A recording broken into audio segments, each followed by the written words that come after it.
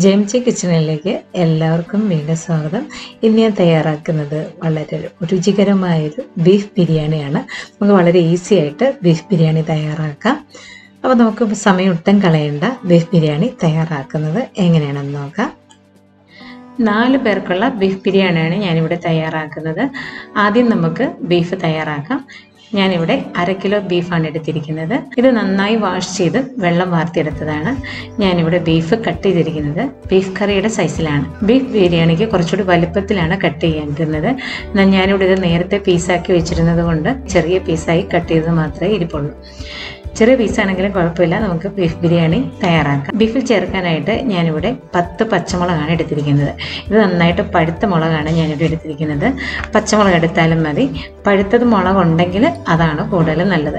പഴുത്ത മുളക് ചേർക്കുകയാണെങ്കിൽ കറിക്ക് പച്ചമുളകിൻ്റെ ടേസ്റ്റും കിട്ടും, നല്ലൊരു കളറും കിട്ടും. പച്ചമുളകാണ് നമ്മൾ ചേർക്കുന്നതെങ്കിൽ ചെറിയൊരു ഗ്രീൻ കളറോട് കൂടിയ ഗ്രേവി ആയിരിക്കും നമുക്ക് കിട്ടുന്നത്. ഞാൻ അതുകൊണ്ടാണ് ഇവിടെ പഴുത്ത മുളക് തന്നെ എടുത്തിരിക്കുന്നത്. ഇനി പഴുത്ത മുളക് ഇല്ലെങ്കിലും കുഴപ്പമൊന്നുമില്ല, പച്ചമുളകിൽ നമുക്ക് അഡ്ജസ്റ്റ് ചെയ്യാം. ഈ കറിക്ക് നമ്മൾ മല്ലിപ്പൊടിയോ മുളക് പൊടിയോ ചേർക്കുന്നില്ല. അതുകൊണ്ട് മുളക് പൊടിക്ക് പകരമാണ് ഞാനിവിടെ പച്ചമുളക് പഴുത്തത് നോക്കിയെടുത്തത്. പച്ചമുളകിന് പകരം കാന്താരി മുളക് ഉണ്ടെങ്കിൽ അതാണ് കൂടുതൽ നല്ലത്. ഇനി ഇതിലേക്ക് ബാക്കി ചേരുവകൾ എന്തൊക്കെയാണെന്ന് നോക്കാം. വെളുത്തുള്ളി 2 ടേബിൾ സ്പൂൺ എടുത്തിട്ടുണ്ട്. ഇഞ്ചി 1 ടേബിൾ സ്പൂൺ. കുരുമുളക് 1 ടീസ്പൂൺ. ഇതെല്ലാം കൂടി ഒന്ന് ചതച്ചെടുക്കണം. മിക്സിയിൽ ഇതൊന്ന് ജസ്റ്റ് ചതച്ചെടുത്താൽ മതി, അരഞ്ഞു പോകരുത്. ഇനി നമുക്ക് ബീഫ് ഒന്ന് പ്രഷർ കുക്ക് ചെയ്തെടുക്കണം. അതിനുവേണ്ടി ഞാനിവിടെ ഒരു പ്രഷർ കുക്കർ എടുത്തിട്ടുണ്ട്. ഈ ബീഫ് നമുക്ക് കുക്കറിലേക്ക് മാറ്റാം. ഇതിലേക്ക് നമ്മൾ ഇഞ്ചിയും പച്ചമുളകും വെളുത്തുള്ളി എല്ലാം കൂടെ അരച്ചു വെച്ചിരിക്കുന്നതിൽ നിന്ന് 1 ടേബിൾ സ്പൂൺ ചേർത്ത് കൊടുക്കാം. മല്ലിയില 1 ടേബിൾ സ്പൂൺ. പുതിനയില 1 ടേബിൾ സ്പൂൺ. മഞ്ഞൾപ്പൊടി 1/4 ടീസ്പൂൺ. ഉപ്പ് 1/2 ടീസ്പൂൺ. ഇതെല്ലാം കൂടി നമുക്കൊന്ന് ഇളക്കി നന്നായിട്ട് യോജിപ്പിച്ചെടുക്കാം.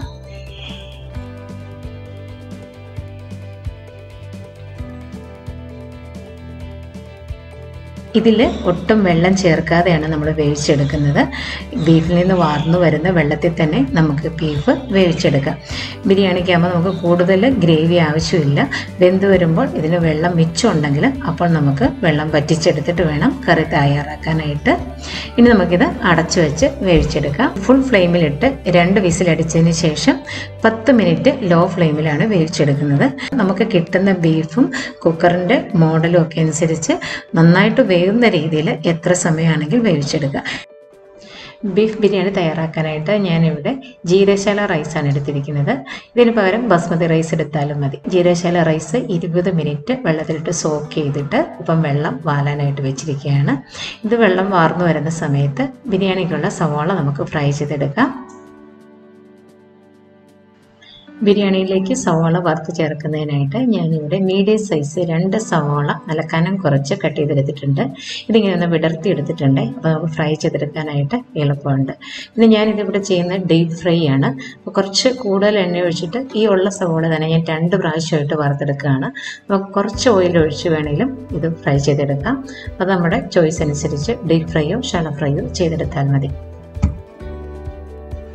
ഞാനിവിടെ നല്ല കുഴിവുള്ള ഒരു ചിരിച്ചട്ടിയിലാണ് ഈ ഉള്ളി ഫ്രൈ ചെയ്ത് വെക്കുന്നത്. ഞാനതിലേക്ക് കുറച്ച് ഓയിൽ ഒഴിച്ചു കൊടുക്കുകയാണ്. ഓയിലിൻ്റെ കൂടെ നമുക്ക് കുറച്ച് നെയ്യും കൂടെ ചേർക്കാം. അങ്ങനെ നെയ്യും ഓയിലും കൂടെ ചേർത്ത് ഇത് ഫ്രൈ ചെയ്തെടുത്ത് കഴിഞ്ഞാൽ നല്ല ടേസ്റ്റാണ്. അപ്പം നെയ്യ് നമുക്ക് താല്പര്യമില്ല എങ്കിൽ ഓയിൽ മാത്രം ഉള്ളി ഫ്രൈ ചെയ്തെടുത്താലും മതി. ഇപ്പോൾ ഓയിൽ നന്നായിട്ട് ചൂടായിട്ടുണ്ട്. അപ്പോൾ ഞാൻ ആദ്യമേ ഇതിൽ കുറച്ച് റൈസിൻസും കാഷ്നട്ടും ഫ്രൈ ചെയ്തെടുക്കുകയാണ്.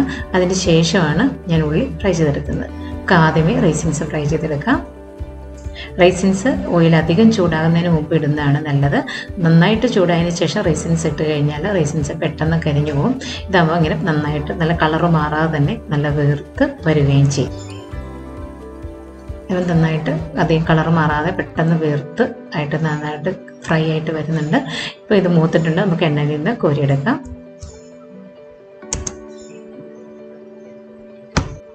ഇനി നമുക്ക് കുറച്ച് കാഷ്നട്ടൂടെ ഫ്രൈ ചെയ്തെടുക്കാം. ചെറിയ ഗോൾഡൻ കളർ ആവുമ്പോഴും നമുക്കിത് ഫ്രൈ ചെയ്തെടുക്കാം. ഇപ്പോൾ ഇത് നല്ല ഗോൾഡൻ കളറാകാൻ തുടങ്ങിയിട്ടുണ്ട്. ഞാനിത് എണ്ണയിൽ നിന്ന് കോരിയെടുക്കുകയാണ്. ഇനി ഞാൻ സവോളയുടെ പകുതി ആദ്യമേ ഫ്രൈ ചെയ്തെടുക്കുകയാണ്. അത് കോരിയെടുത്തതിന് ശേഷം ബാക്കിയും കൂടെ രണ്ടാമത് ഫ്രൈ ചെയ്തെടുക്കാം. നല്ല ഗോൾഡൻ കളർ ആവോളം നമുക്കിത് ഫ്രൈ ചെയ്തെടുക്കാം. ഇപ്പോൾ നല്ല ഗോൾഡൻ കളർ ആയിട്ടുണ്ട്. നമുക്കിത് എണ്ണയിൽ നിന്ന് കോരി ഒരു പ്ലേറ്റിൽ നിരത്തി വെക്കാം. ബാക്കി ഉള്ളി കൂടി നമുക്കൊന്ന് നന്നായിട്ട് ഗോൾഡൻ കളർ ആവോളം ഇത് ഫ്രൈ ചെയ്തെടുക്കാം. വറുത്ത് കോരി സവോള നമുക്കൊരു പ്ലേറ്റിൽ ഇതുപോലെ ഒന്ന് നിരത്തിയിട്ട് കൊടുക്കണം. ഇങ്ങനെ നിരത്തിയിട്ടാലേ ക്രിസ്പി ആയിട്ട് കിട്ടുള്ളൂ. ഇനി നമുക്ക് അരി ഒന്ന് വറുത്തെടുക്കാം. അരി വറുക്കാനായിട്ട് ഞാൻ ഉള്ളി ഫ്രൈ ചെയ്ത എണ്ണയിൽ നിന്ന് ഒരു 8 ടേബിൾ സ്പൂൺ എണ്ണയാണ് ഒഴിച്ചു കൊടുത്തിരിക്കുന്നത്. ഇത് നെയ്യും കൂടെ ചേർന്ന എണ്ണയാണ്. ഇന്ന് ഞാൻ റൈസിലെ വെള്ളം വറ്റിച്ചെടുക്കാനാണ്. അതുകൊണ്ടാണ് ഞാൻ റൈസ് ഒന്ന് ഫ്രൈ ചെയ്തെടുക്കാമെന്ന് വിചാരിച്ചത്. നമുക്കിതിലേക്ക് 2 കഷ്ണം കറുവപ്പട്ട ചേർത്ത് കൊടുക്കാം. ഏലക്ക 5 എണ്ണം ചേർക്കാം. 6 ഗ്രാമ്പു ചേർത്ത് കൊടുക്കാം. ഒരു ചെറിയ പീസ് ബേ ലീഫും കൂടെ നമുക്ക് ചേർത്ത് കൊടുക്കാം. ഇതെല്ലാം കൂടെ നമുക്കൊന്ന് ചെറുതായിട്ട് ഫ്രൈ ചെയ്തെടുക്കാം. ഇപ്പോൾ ഇത് ഫ്രൈ ആയിട്ടുണ്ട്. ഇനി നമുക്കിതിലേക്ക് റൈസ് ചേർത്ത് കൊടുക്കാം. ഫുൾ ഫ്ലെയിമിലിട്ട് റൈസ് നമുക്ക് ഫ്രൈ ചെയ്തെടുക്കാം. റൈസ് നന്നായിട്ട് ഫ്രൈ ആയോ എന്നറിയാനായിട്ട് നമ്മൾ ഫ്രൈ ചെയ്യുന്ന സമയത്ത് പാനിൽ റൈസ് മൂവ് ചെയ്യുമ്പോൾ നല്ലൊരു സ്വരം വരും. ആ സൗണ്ട് വരാൻ തുടങ്ങിക്കഴിഞ്ഞാൽ റൈസ് ഫ്രൈ ആയിട്ടുണ്ട്. പിന്നെ ഇതിൽ നിന്ന് റൈസ് ഫ്രൈ ആയതിൻ്റെ നല്ലൊരു അരോമയും വരും. അത്രയായി കഴിഞ്ഞാൽ നമുക്ക് ബാക്കി ഇതിലേക്ക് വെള്ളം ചേർത്ത് റൈസ് വേവിച്ചെടുക്കാം. ഇപ്പോൾ റൈസ് നന്നായിട്ട് ഫ്രൈ ആയിട്ടുണ്ട്. റൈസ് ഫ്രൈ ആയി കഴിയുമ്പോൾ റൈസിൻ്റെ നല്ലൊരു അരോമ വരും. അതിപ്പോൾ വരുന്നുണ്ട്. അത് തന്നെയല്ല, ഈ പാത്രത്തിൽ റൈസ് നന്നായിട്ട് ഇങ്ങനെ മൂവ് ചെയ്യാൻ തുടങ്ങും. ഒട്ടും ഇതിൽ പിടിച്ചിരിക്കാതെ നന്നായിട്ട് മൂവ് ചെയ്യുന്നുണ്ട്. ആ മൂവ് ചെയ്യുമ്പോൾ റൈസ് ഫ്രൈ ആയി കഴിയുമ്പോൾ അതിനൊരു പ്രത്യേക ഒരു സ്വരം വരും. ആ സൗണ്ടും വന്നിട്ടുണ്ട്. ഇനി നമുക്കിതിലേക്ക് വെള്ളം തിളപ്പിച്ച് വേണം ചേർത്ത് കൊടുക്കാനായിട്ട്. ഞാനിവിടെ 2 ഗ്ലാസ് അരിയാണ് എടുത്തിരിക്കുന്നത്. 2 ഗ്ലാസ് അരിക്ക് 3 ഗ്ലാസ് വെള്ളമാണ് എടുക്കേണ്ടത്. 1 ഗ്ലാസ് അരിക്ക് 1.5 ഗ്ലാസ് വെള്ളം എന്നുള്ള കണക്ക്. അപ്പം ഞാനിവിടെ 2 ഗ്ലാസ് അരിക്ക് 3 ഗ്ലാസ് വെള്ളമാണ് തിളപ്പിച്ചെടുത്തിരിക്കുന്നത്. ഇനി തിളപ്പിച്ചെടുത്ത വെള്ളം ഇതിലേക്ക് ഒഴിച്ചു കൊടുക്കുക. വെള്ളം തിളപ്പിച്ച് മാത്രമേ ഇതിലേക്ക് ഒഴിക്കാവുള്ളൂ. എങ്കിലേ നല്ലൊരു ടേസ്റ്റ് ഇതിന് കിട്ടുകയുള്ളൂ. ഇനി റൈസിന് ആവശ്യത്തിനുള്ള ഉപ്പും കൂടെ നമുക്ക് ചേർത്ത് കൊടുക്കാം. ഉപ്പ് ചേർക്കുമ്പോൾ ഈ റൈസും വെള്ളത്തിനും കൂടെ പാകമായ ഉപ്പുണ്ടോയെന്നൊന്ന് നോക്കിയാൽ മതി. അപ്പോൾ വെള്ളത്തിന് പാകത്തിന് ഉപ്പുണ്ടെങ്കിൽ റൈസിന് കറക്റ്റ് ഉപ്പായിരിക്കും. നമ്മളിതിൽ തിളപ്പിച്ച വെള്ളം ചേർത്തത് കൊണ്ട് ഇതിന് പെട്ടെന്ന് തിള വരും. തിള വന്നു കഴിഞ്ഞാൽ ഫ്ലെയിം ലോയിൽ വെച്ച് നമുക്ക് മൂടി വെച്ച് 10 മിനിറ്റ് വേവിച്ചെടുക്കാം. ചിലർ പറയാറുണ്ട് 1 ഗ്ലാസ് അരിക്ക് 1.5 ഗ്ലാസ് വെള്ളം വെച്ചാൽ ഇത് വെന്ത് കിട്ടുന്നില്ല എന്ന്. അതിന് കാരണം നമ്മൾ തിള വന്ന് കൂടുതൽ നേരം ഫുൾ ഫ്ലെയിമിൽ വെച്ച് കഴിഞ്ഞാൽ വെള്ളം കൂടുതൽ പറ്റിപ്പോകും. അപ്പോൾ 10 മിനിറ്റിൽ ഈ 1.5 ഗ്ലാസ് വെള്ളത്തിൽ വെന്ത് കിട്ടത്തില്ല. ഇപ്പോൾ ഇതിന് ചെറുതായിട്ട് തിള വരാൻ തുടങ്ങി. ഇത്രയും തിള വന്നാൽ മതി. ഇനി നമുക്കിത് മൂടി വെച്ചിട്ട് ലോ ഫ്ലെയിമിലിട്ട് 10 മിനിറ്റ് വേവിച്ചെടുക്കാം. കൃത്യം 10 മിനിറ്റ് ആയത് ഞാൻ ഫ്ലെയിം ഓഫ് ചെയ്തായിരുന്നു. ഫ്ലെയിം ഓഫ് ചെയ്തിട്ട് ഇപ്പോൾ 2-3 മിനിറ്റായി. ഇനി നമുക്കൊന്ന് നോക്കാം ഇതെങ്ങനെയുണ്ടെന്ന്. ഉണ്ട്, ചോറ് നല്ല വെറുവറ വരുന്നുണ്ട് കേട്ടോ. ഒട്ടും കട്ട പിടിച്ചിട്ടില്ല. ഇനി ഈ റൈസ് ഒന്ന് വെന്തോന്നും കൂടി ഒന്ന് നോക്കട്ടെ. റൈസ് നല്ല പാകത്തിന് വെന്തിട്ടുണ്ട്. വെന്തധികമായിട്ടൊന്നുമില്ല, കറക്റ്റാണ്, വെന്തിട്ടുമുണ്ട്. റൈസ് സൈഡിലോട്ട് മാറ്റി വെച്ചിട്ട് നമുക്കിനി ബീഫ് റെഡിയാക്കാം. പ്രഷർ കുക്ക് ചെയ്ത് ബീഫ് റെഡിയായി നമുക്ക് നോക്കാം. ഇതിൻ്റെ വിസിലൊക്കെ നന്നായിട്ട് മാറിയിട്ടുണ്ട്. ഇനി നമുക്കിത് തുറന്ന് നോക്കാം. ബീഫിൽ വെള്ളം കുറച്ചുണ്ട്, അധികമില്ല. എന്നാലും ഈ ഉള്ള വെള്ളം നമുക്കൊന്ന് പറ്റിച്ചെടുക്കണം. ഈ വെള്ളം നന്നായിട്ട് പറ്റിച്ചെടുത്ത് കഴിഞ്ഞാലേ ഈ ബീഫിന് നല്ലൊരു ടേസ്റ്റ് കിട്ടുള്ളൂ. നമുക്ക് ഫുൾ ഫ്ലെയിമിലിട്ട് ബീഫിലെ വെള്ളം വറ്റിച്ചെടുക്കാം. ഇടയ്ക്കിടയ്ക്ക് നമ്മൾ ഇളക്കി കൊടുത്തുകൊണ്ടിരിക്കണം. ഇതിലെ വെള്ളം വറ്റാറായി കഴിഞ്ഞാൽ തുടർച്ചയായിട്ട് ഇളക്കിക്കൊണ്ടിരിക്കണം. ഇത് നന്നായിട്ട് വെള്ളം വറ്റി വരുന്നുണ്ട്. നമുക്ക് കുറച്ച് തുടർച്ചയായിട്ട് ഇളക്കി കൊടുക്കാം. ഇപ്പോൾ ഇതിലെ വെള്ളമെല്ലാം നമ്മൾ നന്നായിട്ട് വറ്റിച്ചെടുത്തിട്ടുണ്ട്. നല്ല കുറുകി വന്നു. ഇനി നമുക്ക് ഇതിലേക്കുള്ള മസാലകളെല്ലാം ഒന്ന് വഴറ്റി ഇത് റോസ്റ്റ് ചെയ്തെടുക്കാം. ബിരിയാണി ദം ചെയ്യാനുള്ള പാനിലേക്ക് തന്നെയാണ് ഞാൻ ബീഫ് റോസ്റ്റ് ചെയ്തെടുക്കുന്നത്. ഇതിലേക്ക് നമുക്ക് കുറച്ച് ഓയിൽ ഒഴിച്ചു കൊടുക്കാം. ബിരിയാണിക്കുള്ള ഉള്ളി ഫ്രൈ ചെയ്യാനെടുത്ത ഓയിലിൻ്റെ ബാക്കിയാണ് ഞാനിവിടെ ബീഫ് റോസ്റ്റ് ചെയ്യാനായിട്ട് എടുക്കുന്നത്. ഓയിൽ ചൂടായി കഴിയുമ്പോൾ നമുക്കിതിലേക്ക് ഒരു വലിയ സവോള കനം കുറച്ചരിഞ്ഞ് ചേർത്ത് വഴറ്റിയെടുക്കാം. സവാള പെട്ടെന്ന് വഴന്ന് വരാനായിട്ട് നമുക്കിതിലേക്ക് തീരെ കുറച്ച് മാത്രം ഉപ്പ് ചേർത്ത് കൊടുക്കാം. നമ്മൾ ബീഫിനൊക്കെ ആവശ്യത്തിന് ഉപ്പ് ചേർത്തിട്ടുണ്ട്. അതുകൊണ്ട് ഈ സവാളയ്ക്ക് മാത്രം പാകത്തിനുള്ള ഉപ്പ് ചേർത്താൽ മതി. ഈ സവാള നന്നായിട്ട് ട്രാൻസ്പെറൻ്റ് ആവുകയോളം നമുക്ക് വഴറ്റിയെടുക്കാം. അപ്പോൾ ഈ സവാള നന്നായിട്ട് ട്രാൻസ്പെറൻ്റായി നന്നായിട്ട് വഴന്ന് വന്നിട്ടുണ്ട്. ഇനി നമുക്കിതിലേക്ക് നമ്മൾ ആദ്യമേ ചതച്ച് വെച്ചിരുന്ന വെളുത്തുള്ളി, ഇഞ്ചിയും, കുരുമുളകും, പച്ചമുളകും എല്ലാം കൂടെ ഉണ്ട്. അത് ബാക്കി കംപ്ലീറ്റ് നമുക്കിതിലേക്ക് ചേർത്ത് കൊടുക്കാം. ഇനി ഇതിൻ്റെ പച്ചമണം മാറുകയോളം നമുക്ക് ലോ ഫ്ലെയിമിലിട്ട് ഒരു 3 മിനിറ്റ് വഴറ്റിയെടുക്കാം. അപ്പോഴേക്കും ഇത് നന്നായിട്ട് ഒന്ന് ഫ്രൈ ആയിട്ട് കിട്ടും. ഇപ്പോൾ ഇതിൻ്റെ പച്ചമണം എല്ലാം മാറിയിട്ടുണ്ട്. ഇനി നമുക്കിതിലേക്ക് കനം കുറച്ചരിഞ്ഞ് ഒരു വലിയ തക്കാളി ചേർത്ത് കൊടുക്കാം. ഇതൊന്ന് ഇളക്കി കൊടുത്തതിന് ശേഷം നമുക്ക് മൂടി വെച്ച് ഈ തക്കാളി നന്നായിട്ട് ഉടഞ്ഞു വരുമ്പോഴും വേവിച്ചെടുക്കാം.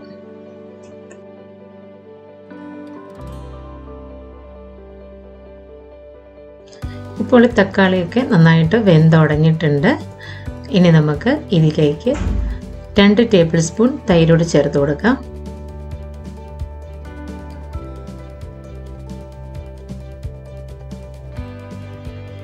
ഈ തൈര് നമുക്ക് ഇളക്കി യോജിപ്പിക്കാം. അതിനുശേഷം ഇതിലേക്ക് 1.5 ടീസ്പൂൺ ഗരം മസാല കൂടി നമുക്ക് ചേർത്ത് കൊടുക്കാം. ഗരം മസാല നമുക്ക് ഹോം മെയ്ഡ് ഗരം മസാലയാണ് എടുത്തിരിക്കുന്നത്. അത് ബിരിയാണിക്ക് വേണ്ടിയുള്ള ഗരം മസാലയാണ്. ഇതിൻ്റെ ലിങ്ക് ഞാൻ ഡിസ്ക്രിപ്ഷൻ ബോക്സിൽ കൊടുത്തേക്കാം.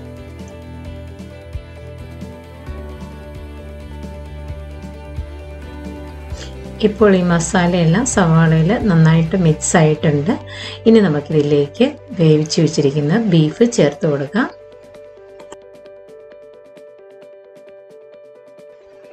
ഇനി ഈ ബീഫ് നമുക്ക് നന്നായിട്ട് ഇളക്കി ഒന്ന് യോജിപ്പിച്ച് ഈ മസാലയിൽ നന്നായിട്ട് മിക്സ് ചെയ്തെടുക്കാം. ഈ മസാലയുടെ ടേസ്റ്റ് എല്ലാം ബീഫിലേക്ക് നന്നായിട്ട് വരണം. ഇളക്കി യോജിപ്പിച്ച ശേഷം നമുക്കിത് മൂടി വെച്ച് ഒരു 5 മിനിറ്റ് വേവിച്ചെടുക്കാം.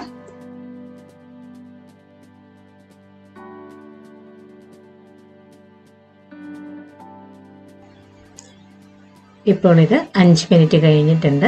ഈ മസാലയും ബീഫും കൂടെ ഒന്നുകൂടെ ഇളക്കി യോജിപ്പിക്കാം. അപ്പോൾ ഈ മസാല ബീഫിലേക്ക് നന്നായിട്ട് പിടിച്ചിട്ടുണ്ട്. ബീഫിൻ്റെ ടേസ്റ്റ് മസാലയിലേക്ക് അതുപോലെ വന്നിട്ടുണ്ട്. ഇനി നമുക്കിത് ദം ചെയ്യാൻ തുടങ്ങാം. ഞാൻ ദം ചെയ്യുന്നത് ഈ പാനിൽ തന്നെയാണ്. അപ്പോൾ ഈ പാന് നമുക്ക് സ്റ്റൗവിൽ നിന്ന് മാറ്റാം. എന്നിട്ട് സ്റ്റൗവിലേക്ക് ഞാനൊരു തവ വെച്ച് കൊടുക്കുകയാണ്. ഈ തവയുടെ മുകളിലേക്ക് നമുക്ക് പാൻ വെച്ചിട്ട് ദം ചെയ്യാനായിട്ട് വെക്കാം. ഞാനിവിടെ ബീഫ് അടിയിലത്തെ ലെയറും കൊടുക്കുകയാണ്. ഇതിന് മുകളിലേക്കാണ് ഞാൻ ചോറ് കൊടുക്കുന്നത്. നമുക്ക് റൈസ് ഇതിന് മേലേക്ക് നിരത്തിയിടാം. റൈസ് നമ്മൾ ഇടുമ്പോൾ ഇതിലെ ഏലക്ക, ഗ്രാമ്പൂ അങ്ങനെയുള്ളതൊക്കെ ഒന്ന് എടുത്ത് മാറ്റുക. അതിനുശേഷം ചോറങ്ങ് നിരത്തിയിട്ട് കൊടുക്കാം. ഇനി ഇതിന് മുകളിലേക്ക് നമുക്ക് കുറച്ച് പശുവിൻ നെയ്യ് ചേർത്ത് കൊടുക്കാം. ബിരിയാണിക്ക് നെയ്യൊക്കെ ഉണ്ടെങ്കിൽ നല്ലൊരു ടേസ്റ്റ് കിട്ടുകയുള്ളൂ. അതുകൊണ്ട് കുറച്ച് പശുവിൻ നെയ്യ് തന്നെ ചേർക്കാം. ഇനി നമുക്ക് കുറച്ച് ബിരിയാണി ഗരം മസാല ഇതിന് മുകളിലേക്കൊന്ന് സ്പ്രെഡ് ചെയ്യാം. ഒരു 2 നുള്ള് ബിരിയാണി മസാല ഇട്ടാൽ മതി. ഇനി നമുക്ക് ഫ്രൈ ചെയ്ത് വെച്ചിരിക്കുന്ന റൈസിൻസും കാഷ്നട്ടും ഇതിന് മുകളിലോട്ട് കുറേശ്ശെ വിതറി കൊടുക്കാം. കുറേശ്ശെ മല്ലിയിലയും പുതിനയിലയും നമുക്കിതിന് മുകളിലേക്ക് വിതറി കൊടുക്കാം.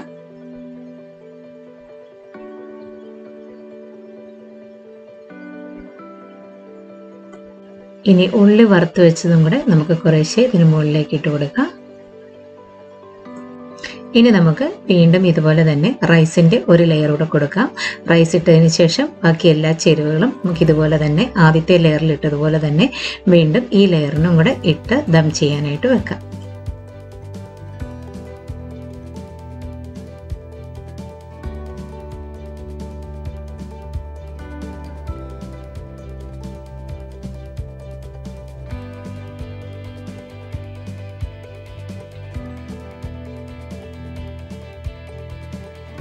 ഇപ്പോൾ ഇതിൻ്റെ ലെയറെല്ലാം നമ്മൾ ചെയ്ത് കഴിഞ്ഞു.